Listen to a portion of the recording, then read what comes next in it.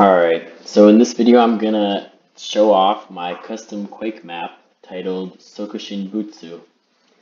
So the player starts out here in this area, and the first thing that they see is this huge tower, which I think that having an impressive view as the first thing that the player sees is a really good thing to include in a level. And you can see there's also these interesting structures on either side of the player, which the player will learn more about later. And they're also in this deserty area where they can have a large space to explore.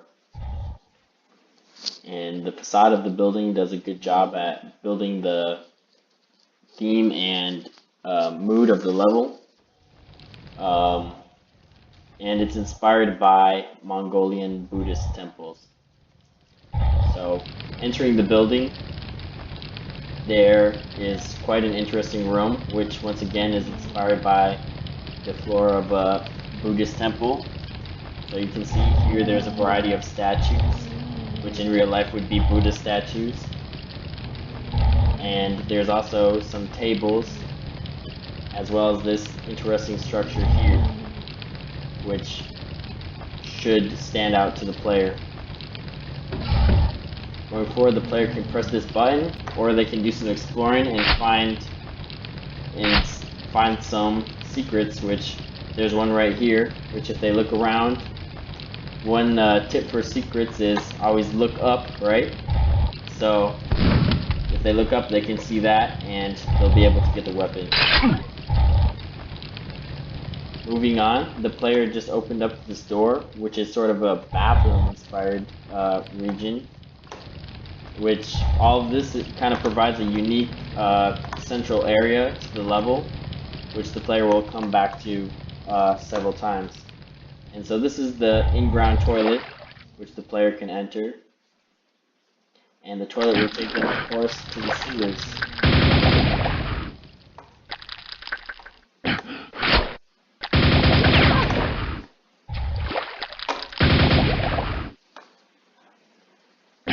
So the sewers are quite a bit darker than the other parts of the level, and the player comes across the silver key door, of course. Going forward, the player can also get some shots at what they're going to be doing later on, and they can unlock this door, which is back in the first room.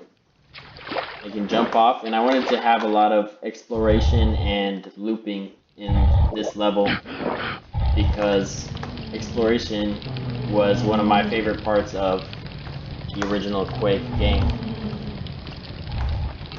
So in terms of enemies, I already introduced the fish, which was down below, and kind of introduced it in isolation and then built it up with another fish. And soon we're going to come across the second enemy, which is a zombie, which I wanted to build up the threat of the zombie as an enemy which is hard to kill because they will keep coming back and you don't have the correct weapons to defeat them yet. So heading forward, there's also sometimes some secrets in these little crevices in the ground. Moving forward, the player gets their first weapon upgrade, and they can also get a second weapon upgrade if they can make that jump there, which can be a tough jump sometimes. Coming back around, the player will slowly unlock more and more doors as they traverse the map, and they'll be able to go up to the next level, which is a fire-themed level, based off the fact that Buddhist temples often have different elemental themes for each of their areas. And we come across the gold key door. So now we have the silver key door and the gold key door. The player can do some exploration and see what's coming up next, but they can interact with this button in here.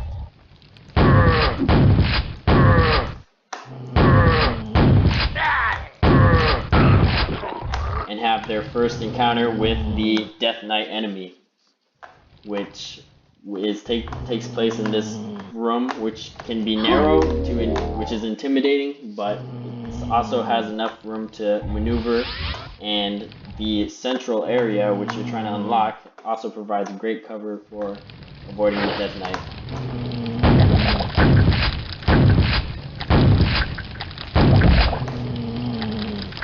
So now the player can jump into this muck, and they can go around and access this region from under the slime.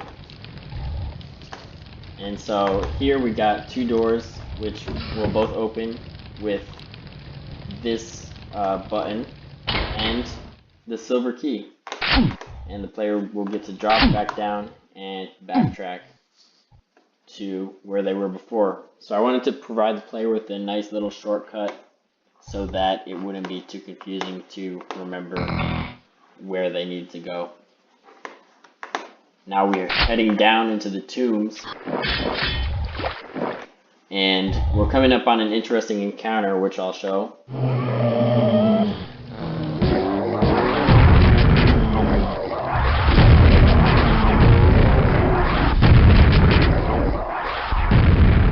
So you can see there I had a bunch of zombies, and the Vor enemy, this is the introduction to that enemy, was killing the zombies for us.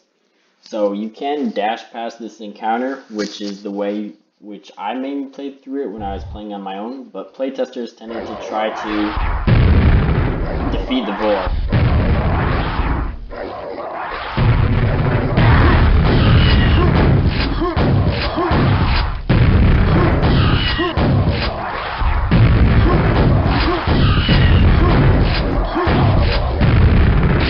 So since that's what the playtesters tended to do, that's what I decided to do there, to just show that it isn't that hard, but it is completely optional since you can just run past the bullets. Coming up on another interesting encounter, which is sort of an ambush. As you cross this path, these coffins slowly open. But there's this button at the end of the path, which you can use to drop the zombies down into the trap. Let's try to get this last one in there. Which, once there's only one zombie left, they're not too threatening. Let's try to, oh, come on. There we go. Now we can get them. You can see there's the spike trap down there. So we're kind of ramping up the difficulty as there's the zombies on this end and the fish on this end. So oftentimes players would try to back up, and then they'd have to manage both of the low-level enemies at the same time. So there's this sort of sewer tunnel coming out of the sewers and heading back up to this area, which if the player's smart, they might actually recognize exactly where this place is. But for now, that's basically a surprise. And I'm introducing shootable buttons to them, where they can pretty easily notice that there's a button which they need to shoot. Moving forward, you can kind of see something poking out of that coffin, which let's trigger. And it's a not too tough encounter with the Death Knight, which is showing just how powerful this weapon, which we've just given the player, is. Coming around the corner, we're giving them a little bit more of a challenge with two Death Knights.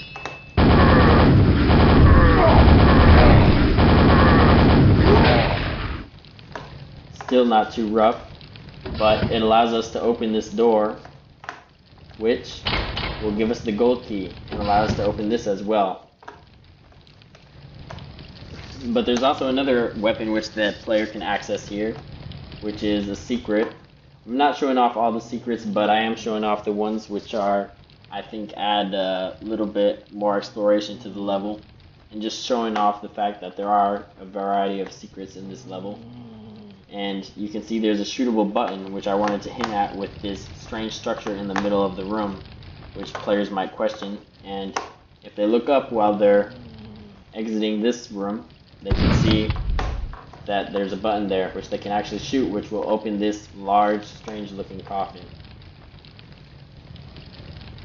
Heading in here, there's a long dark corridor to build up the fact that they get this weapon, which is one of the most powerful in the game.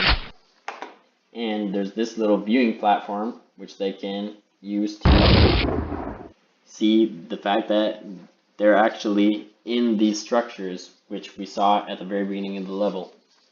And that one over there, which sadly is kind of hard to hit from back here, but that one over there was where we were before.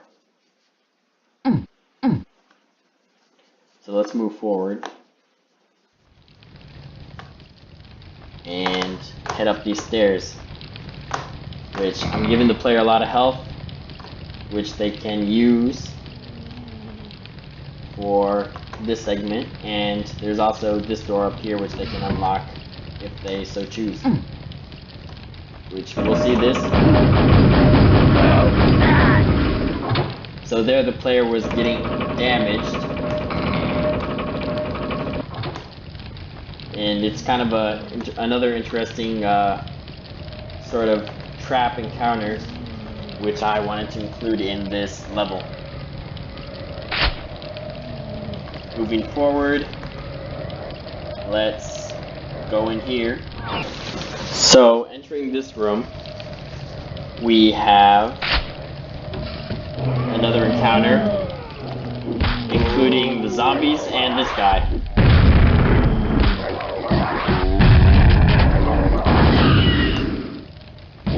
Except this time the stakes are a lot higher,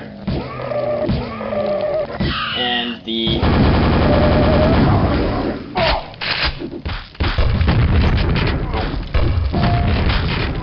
sort of in-world explanation for this is that these zombies were killed by that spider creature, the Vor.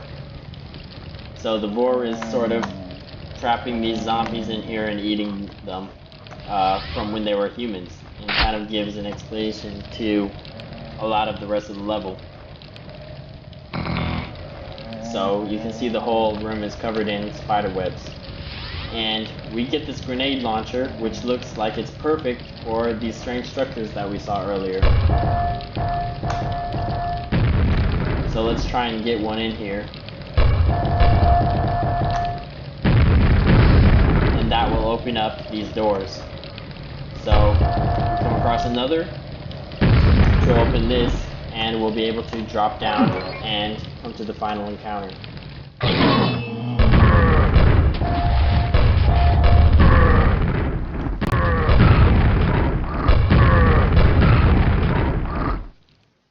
So the enemies here are used to kind of guide the player towards where they need to go. So you can see I had the knights and the zombies were spawned, but it looks like some of the zombies got killed by some of my earlier grenade shots.